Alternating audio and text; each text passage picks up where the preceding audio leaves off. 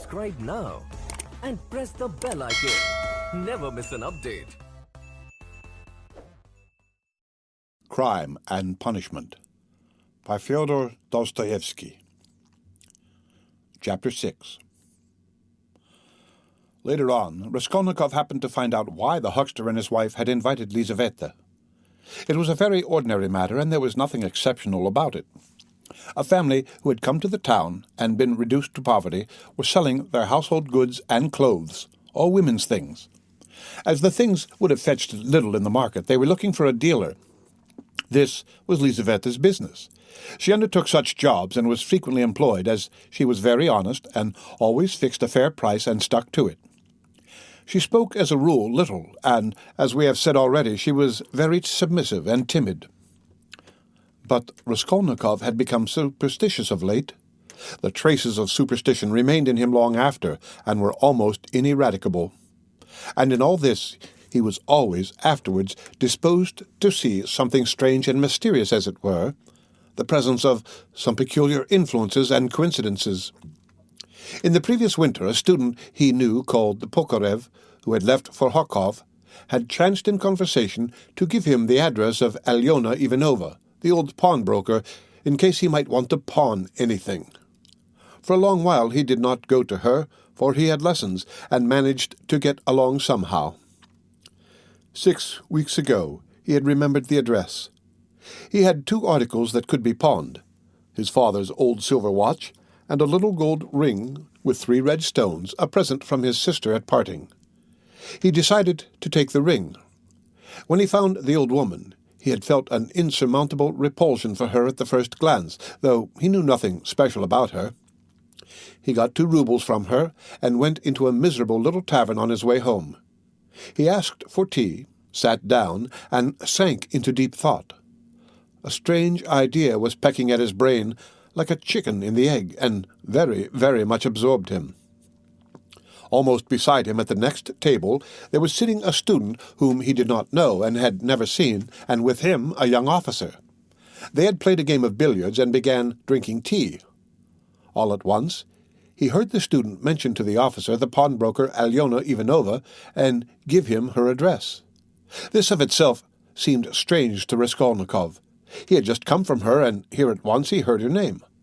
Of course, it was a chance, but he could not shake off a very extraordinary impression, and here someone seemed to be speaking expressly for him. The student began telling his friend various details about Alyona Ivanova. "She is first-rate," he said. "You can always get money from her. She is as rich as a Jew. She can give you 5,000 rubles at a time, and she is not above taking a pledge for a ruble. Lots of our fellows have had dealings with her, but she is an awful old harpy." And he began describing how spiteful and uncertain she was, how, if you were only a day late with your interest, the pledge was lost, how she gave a quarter of the value of an article and took 5 and even 7% a month on it, and so on. The student chattered on, saying that she had a sister, Lizaveta, whom the wretched little creature was continually beating, and kept in complete bondage like a small child, though Lizaveta was at least 6 feet high. "There's a phenomenon for you!" cried the student, and he laughed. They began talking about Lizaveta. The student spoke about her with a peculiar relish, and was continually laughing, and the officer listened with great interest and asked him to send Lizaveta to do some mending for him.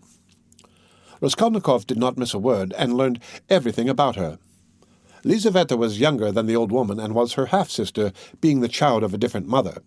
She was 35. She worked day and night for her sister, and besides doing the cooking and the washing, she did sewing and worked as a charwoman, and gave her sister all she earned. She did not dare to accept an order or job of any kind without her sister's permission. The old woman had already made her will, and Lizaveta knew of it, and by this will she would get not a farthing, nothing but the movables, chairs, and so on. All the money was left to a monastery in the province of N, that prayers might be said for her in perpetuity. Lizaveta was of lower rank than her sister, unmarried and awfully uncouth in appearance, remarkably tall with long feet that looked as if they were bent outwards. She always wore battered goatskin shoes and was clean in her person. What the student expressed most surprise and amusement about was the fact that, Lizaveta was continually with child. "But you say she is hideous," observed the officer. "Yes, she is so dark-skinned and looks like a soldier dressed up, but, she is not at all hideous. She has such a good-natured face and eyes, strikingly so, and the proof of it is that lots of people are attracted by her. She is such a soft and gentle creature, ready to put up with anything, always willing to do anything, and her smile is really very sweet." "You seem to find her attractive yourself," laughed the officer. "From her queerness. No, I'll tell you what. I could kill that damned old woman and make off with her money. I assure you, without the faintest conscience prick," the student added with warmth. The officer laughed again, while Raskolnikov shuddered. How strange it was. "Listen, I want to ask you a serious question," the student said hotly. "I was joking, of course, but look here. On one side, we have a stupid, senseless, worthless, spiteful, ailing, horrid old woman, not simply useless, but doing actual mischief, who has not an idea what she is living for herself, and who will die in a day or two in any case. You understand? You understand?" Yes, I understand," answered the officer, watching his excited companion attentively. "Well, listen then. On the other side, fresh young lives thrown away for want of help and by thousands on every side. 100,000 good deeds could be done and helped on that old woman's money, which will be buried in a monastery. Hundreds, thousands perhaps might be set on the right path. Dozens of families saved from destitution, from ruin, from vice, from the lock hospitals, and all with her money. Kill her, take her money, and with the help of it devote oneself to the service of humanity and the good of all. What do you think? Would not one tiny crime be wiped out by thousands of good deeds? For one life, thousands would be saved from corruption and decay. One death, and 100 lives in exchange. It's simple arithmetic. Besides, what value has the life of that sickly, stupid, ill-natured old woman in the balance of existence? No more than the life of a louse, of a black beetle. Less, in fact, because the old woman is doing harm. She's wearing out the lives of others. The other day, she bit Lizaveta's finger out of spite. It almost had to be amputated." "Of course, she does not deserve to live," remarked the officer. "But there it is. It's nature." "Oh, well, brother, but we have to correct and direct nature, but for that we should drown in the notion of prejudice. But for that, there would never have been a single great man. They talk of duty, conscience. I don't want to say anything against duty and conscience, but the point is, what do we mean by them? Stay, I have another question to ask you. Now listen." "No, you stay. I'll ask you a question. Listen." "Well, you're talking and speechifying away, but tell me, would you kill the old woman yourself?" "Of course not. I was only arguing the justice of it. It's nothing to do with me." "But I think, if you would not do it yourself, there's no justice about it. Let us have another game." Raskolnikov was violently agitated. Of course, it was all ordinary youthful talk and thought, such as he had often heard before in different forms and on different themes. But why had he happened to hear such a discussion and such ideas at the very moment when his own brain was just conceiving the very same ideas? And why, just at the moment when he had brought away the embryo of his idea from the old woman, had he dropped at once upon a conversation about her? This coincidence always seemed strange to him. This trivial talk in a tavern had an immense influence on him in his later action, as though there had really been in it something preordained, some guiding hint. On returning from the Haymarket, he flung himself on the sofa and sat for a whole hour without stirring. Meanwhile it got dark. He had no candle, and, indeed, it did not occur to him to light up. He could never recollect whether he had been thinking about anything at that time. At last, he was conscious of his former fever and shivering, and he realized with relief that he could lie down on the sofa. Soon, heavy, leaden sleep came over him, as it were, crushing him. He slept an extraordinarily long time and without dreaming.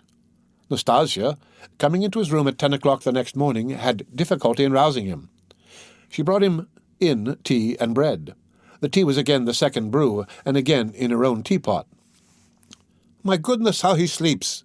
she cried indignantly, "and he is always asleep." He got up with an effort. His head ached. He stood up, took a turn in his garret, and sank back on the sofa again. "Going to sleep again?" cried Nastasia. "Are you ill, eh?" He made no reply. "Do you want some tea?" "Afterwards," he said with an effort, closing his eyes again and turning to the wall. Nastasia stood over him. "Perhaps he really is ill," she said, turned and went out. She came in again at 2 o'clock with soup. He was lying as before. The tea stood untouched. Nastasia felt positively offended and began wrathfully rousing him. "Why are you lying like a log?" she shouted, looking at him with repulsion. He got up and sat down again, but said nothing and stared at the floor. "Are you ill or not?" asked Nastasia, and again received no answer. "You'd better go out and get a breath of air," she said after a pause. "Will you eat it or not?" "Afterwards," he said weakly. "You can go." And he motioned her out. She remained a little longer, looked at him with compassion, and went out. A few minutes afterwards, he raised his eyes and looked for a long while at the tea and the soup. Then he took the bread, took up a spoon, and began to eat. He ate a little, 3 or 4 spoonfuls without appetite, as it were, mechanically. His head ached less. After his meal he stretched himself on the sofa again, but now he could not sleep. He lay without stirring, with his face in the pillow. He was haunted by daydreams, and such strange daydreams. In one that kept recurring, he fancied that he was in Africa, in Egypt, in some sort of oasis. The caravan was resting. The camels were peacefully lying down. The palms stood all around in a complete circle. All the party were at dinner. But he was drinking water from a spring which flowed gurgling close by. And it was so cool, it was wonderful, wonderful blue cold water running among the party-colored stones and over the clean sand which glistened here and there like gold. Suddenly he heard a clock strike. He started, roused himself, raised his head, looked out of the window, and seeing how late it was, suddenly jumped up, wide awake as though someone had pulled him off the sofa. He crept on tiptoe to the door, stealthily opened it, and began listening on the staircase. His heart beat terribly, but all was quiet on the stairs, as if everyone was asleep. It seemed to him strange and monstrous that he could have slept in such forgetfulness from the previous day, and had done nothing, had prepared nothing yet. And meanwhile, perhaps it had struck 6. And his drowsiness and stupefaction were followed by an extraordinary, feverish, as it were, distracted haste. But the preparations to be made were few. He concentrated all his energies on thinking of everything and forgetting nothing, and his heart kept beating and thumping so that he could hardly breathe. First, he had to make a noose and sew it into his overcoat, a work of a moment. He rummaged under his pillow and picked out, amongst the linen stuffed away under it, a worn-out, old, unwashed shirt. From its rags he tore a long strip, a couple of inches wide and about 16 inches long. He folded this strip in 2, took off his wide, strong summer overcoat of some stout cotton material, his only outer garment, and began sewing the 2 ends of the rag on the inside under the left armhole. His hands shook as he sewed, but he did it successfully so that nothing showed outside when he put the coat on again. The needle and thread he had got ready long before, and they lay on his table on a piece of paper. As for the noose, it was a very ingenious device of his own. The noose was intended for the axe. It was impossible for him to carry the axe through the street in his hands, and if he had hidden it under his coat, he would still have had to support it with his hand, which would have been noticeable. Now he had only to put the head of the axe in the noose, and it would hang quietly under his arm on the inside. Putting his hand in his coat pocket, he could hold the end of the handle all the way so that it did not swing, and as the coat was very full, a regular sack in fact, it would not be seen from outside that he was holding something with the hand that was in the pocket.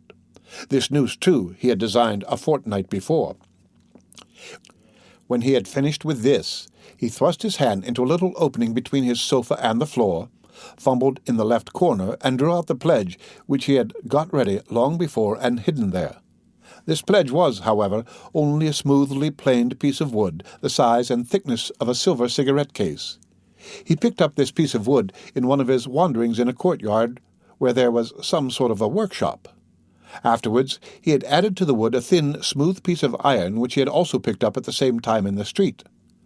Putting the iron, which was a little the smaller, on the piece of wood, he fastened them very firmly, crossing and recrossing the thread around them, then wrapped them carefully and daintily in clean white paper, and tied up the parcel so that it would be very difficult to untie it. This was in order to divert the attention of the old woman for a time, while she was trying to undo the knot, and so to gain a moment. The iron strip was added to give weight, so that the woman might not guess the first minute that the thing was made of wood. All this had been stored by him beforehand under the sofa. He had only just got the pledge out, when he heard someone suddenly about in the yard. "It struck 6 long ago." "Long ago? My God!" He rushed to the door, listened, caught up his hat, and began to descend his 13 steps cautiously, noiselessly, like a cat. He had still the most important thing to do, to steal the axe from the kitchen. That the deed must be done with an axe he had decided long ago. He had also a pocket pruning knife, but he could not rely on the knife, and still less on his own strength, and so resolved finally on the axe. We may note in passing one peculiarity in regard to all the final resolutions taken by him in the matter. They had one strange characteristic. The more final they were, the more hideous and the more absurd they at once became in his eyes. In spite of all his agonizing inward struggle, he never for a single instant all that time could believe in the carrying out of his plans. And indeed, if it had ever happened that everything to the least point could have been considered and finally settled, and no uncertainty of any kind had remained, he would, it seems, have renounced it all as something absurd, monstrous, and impossible. But a whole mass of unsettled points and uncertainties remained. As for getting the axe, that trifling business cost him no anxiety, for nothing could be easier. Nastasia was continually out of the house, especially in the evenings. She would run in to the neighbors or to a shop, and always left the door ajar. It was the one thing the landlady was always scolding her about. And so when the time came, he would only have to go quietly into the kitchen and to take the axe, and an hour later, when everything was over, go in and put it back again. But these were doubtful points. Supposing he returned an hour later to put it back, and Nastasia had come back and was on the spot. He would, of course, have to go by and wait till she went out again. But supposing she were in the meantime to miss the axe, look for it, make an outcry, that would mean suspicion, or at least grounds for suspicion.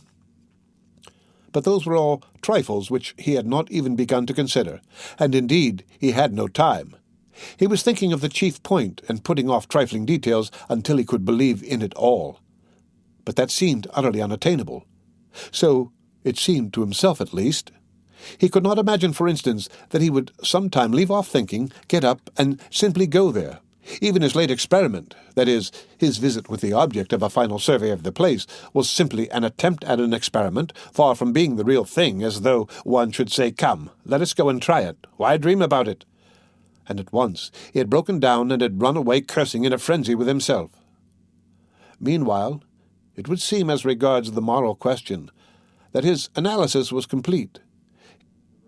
His casuistry had become keen as a razor, and he could not find rational objections in himself.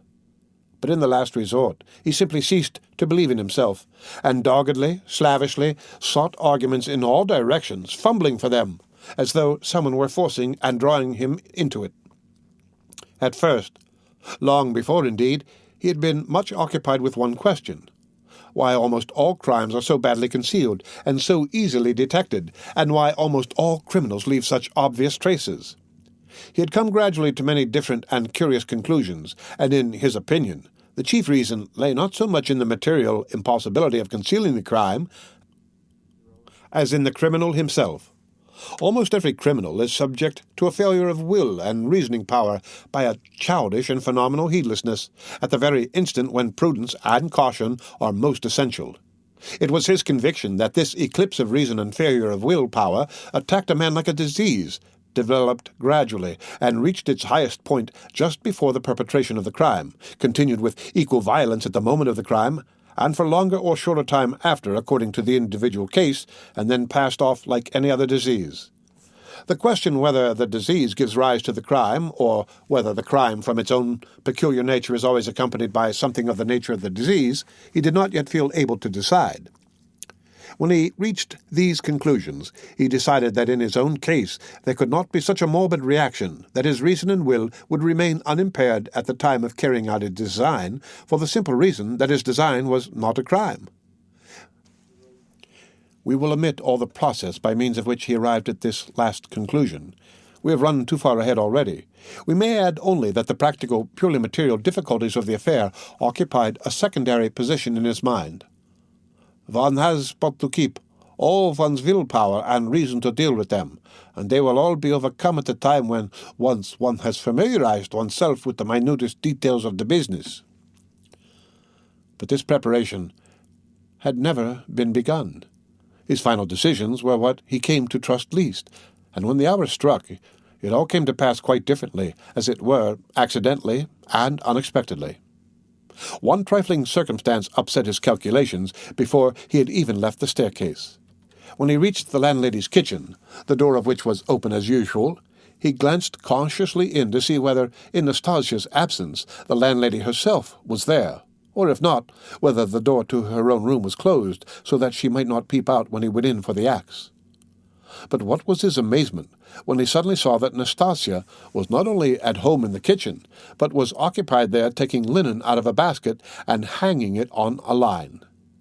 Seeing him, she left off hanging the clothes, turned to him, and stared at him all the time he was passing.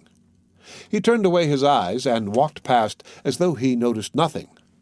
But it was the end of everything. He had not the axe. He was overwhelmed. "What made me think," he reflected as he went under the gateway, "what made me think that she would be sure not to be at home at that moment? Why did I assume this so certainly?" He was crushed, and even humiliated. He could have laughed at himself in his anger. A dull animal rage boiled within him. He stood hesitating in the gateway. To go into the street, to go for a walk for appearance sake, was revolting. To go back to his room, even more revolting. "And what a chance I have lost forever," he muttered, standing aimlessly in the gateway, just opposite the porter's little dark room, which was also open. Suddenly, he started. From the porter's room, 2 paces away from him, something shining under the bench to the right caught his eye. He looked about him. Nobody. He approached the room on tiptoe, went down 2 steps into it, and in a faint voice called the porter. "Yes, not at home. Somewhere near, though, in the yard, for the door is wide open." He dashed to the axe. It was an axe, and pulled it out from under the bench where it lay between 2 chunks of wood. At once, before going out, he made it fast in the noose. He thrust both hands into his pockets and went out of the room. No one had noticed him. "Then reason fails. The devil helps," he thought with a strange grin.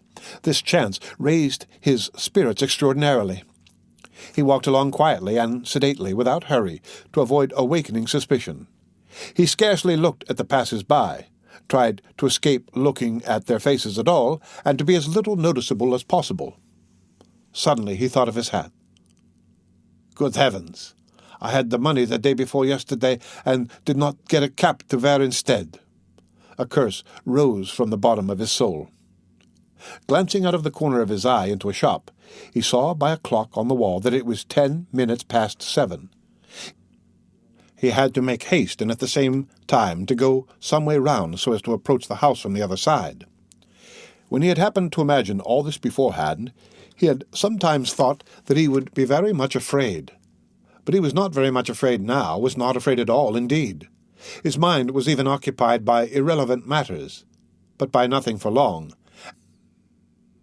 As he passed the Yusupov garden, he was deeply absorbed in considering the building of great fountains, and of their refreshing effect on the atmosphere in all the squares. By degrees he passed to the conviction that if the summer garden were extended to the field of Mars, and perhaps joined to the garden of the Mihailovsky Palace, it would be a splendid thing, and a great benefit to the town.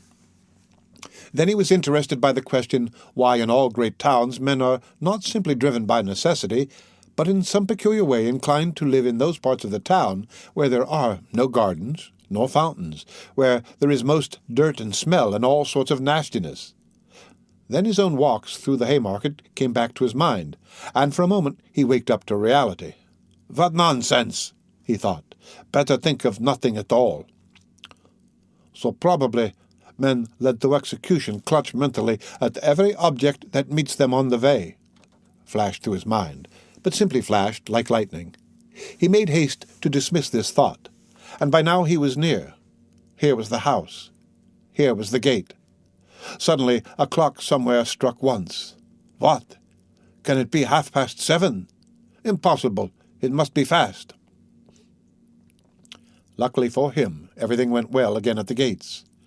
At that very moment, as though expressly for his benefit, a huge wagon of hay had just driven in at the gate, completely screening him as he passed under the gateway, and the wagon had scarcely had time to drive through into the yard before he had slipped in a flash to the right. On the other side of the wagon he could hear shouting and quarrelling, but no one noticed him and no one met him. Many windows looking into that huge quadrangular yard were open at that moment, but he did not raise his head. He had not the strength to. The staircase leading to the old woman's room was close by, just on the right of the gateway. He was already on the stairs. Drawing a breath, pressing his hand against his throbbing heart, and once more feeling for the axe, and setting it straight, he began softly and cautiously ascending the stairs, listening every minute. But the stairs, too, were quite deserted. All the doors were shut. He met no one. One flat, indeed, on the first floor was wide open, and painters were at work in it, but they did not glance at him. He stood still, thought a minute, and went on. Of course, it would be better if they had not been here, but it's 2 stories above them. And there was the 4th story. Here was the door. Here was the flat opposite, the empty one. The flat underneath the old woman's was apparently empty too. The visiting card nailed on the door had been torn off. They had gone away. He was out of breath. For one instant the thought floated through his mind. Shall I go back? But he made no answer and began listening at the old woman's door, a dead silence. Then he listened again on the staircase, listened long and intently, then looked about him for the last time, pulled himself together, drew himself up, and once more tried the axe in the noose. Am I very pale? He wondered. Am I not evidently agitated? She is mistrustful. Had I better wait a little longer till my heart leaves off thumping? But his heart did not leave off. On the contrary, as though to spite him, it throbbed more and more violently. He could stand it no longer. He slowly put out his hand to the bell and rang. Half a minute later he rang again, more loudly. No answer. To go on ringing was useless and out of place. The old woman was, of course, at home, but she was suspicious and alone. He had some knowledge of her habits, and once more he put his ear to the door. Either his senses were peculiarly keen, which it is difficult to suppose, or the sound was really very distinct. Anyway, he suddenly heard something like the cautious touch of a hand on the lock, and the rustle of a skirt at the very door. Someone was standing stealthily close to the lock, and just as he was doing on the outside, was secretly listening within, and seemed to have her ear to the door. He moved a little on purpose, and muttered something aloud that he might not have the appearance of hiding, then rang a third time, but quietly, soberly, and without impatience. Recalling it afterwards, that moment stood out in his mind vividly, distinctly, forever. He could not make out how he had had such cunning, for his mind was, as it were, clouded at moments, and he was almost unconscious of his body. An instant later, he heard the latch unfastened. The end of Chapter 6 of Crime and Punishment by Fyodor Dostoevsky.